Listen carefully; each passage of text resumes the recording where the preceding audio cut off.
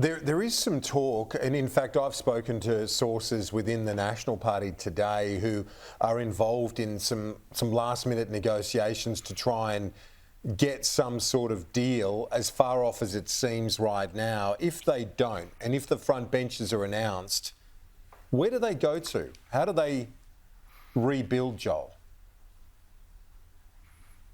Well, it has many manifestations, including in the House of Representatives chamber itself, where it will be no less than a farce, quite frankly, as they all scramble to fight over the limited number of questions available to non-government parties. The Labor Party will have a hell of a time of it, a great time, deriding them and making fun of them. So that's an early practical example. But the more important one is that, you know, in a two-party system, and this, notwithstanding the decline in the share of the primary vote for the major parties, we still have a two-party system. You do need to have a good democracy. You need a strong opposition. And they can't be a strong opposition divided. I mean, the Liberal Party very rarely gets close even to forming a government in their own right. John Howard came very, very close in 1996, about one seat short. So to be a government, they need to be in coalition with the National Party or with someone. And it's hard to see any other option other than the National Party, maybe the Teals.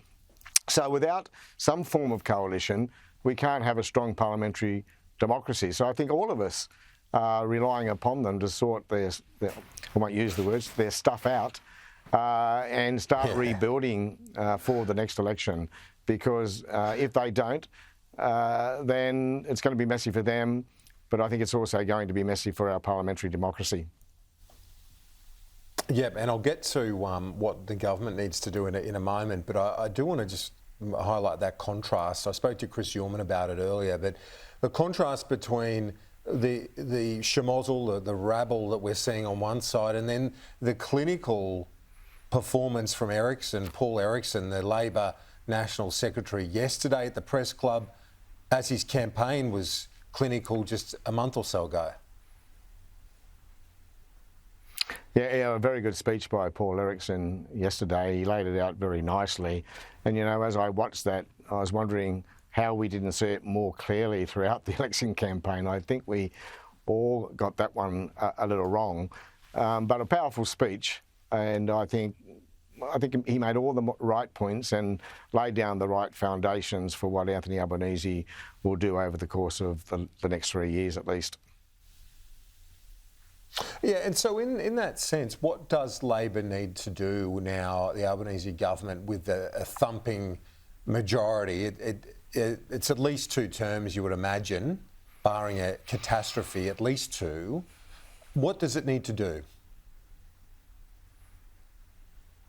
Well, we've spoken a lot over the last few years about this diminishing primary vote amongst the major parties, 66 point something percent this time around, and how hard that is making reform agendas. You know, it's really difficult to be courageous on the reform agenda when you have such a low primary vote. But Anthony Albanese now has a very, very solid and large buffer. And it's a magnificent opportunity for him, I think, to pursue some structural reform that might have been just too difficult in the last parliament.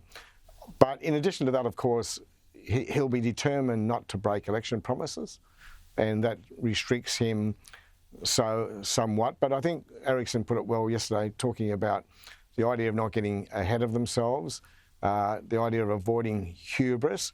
All that is very, very important. And I think the Prime Minister, thus far at least, has demonstrated a determination to be level-headed, to stick to his election promises, to stick to his agenda as he sees it. But I would like to see him take this opportunity to pursue some much-needed structural reform we need in the Australian economy. Yeah, well, we will have many, many months to talk about it. Joel, great to catch up. We'll see you next Thursday. Thanks. A pleasure. Thanks, mate.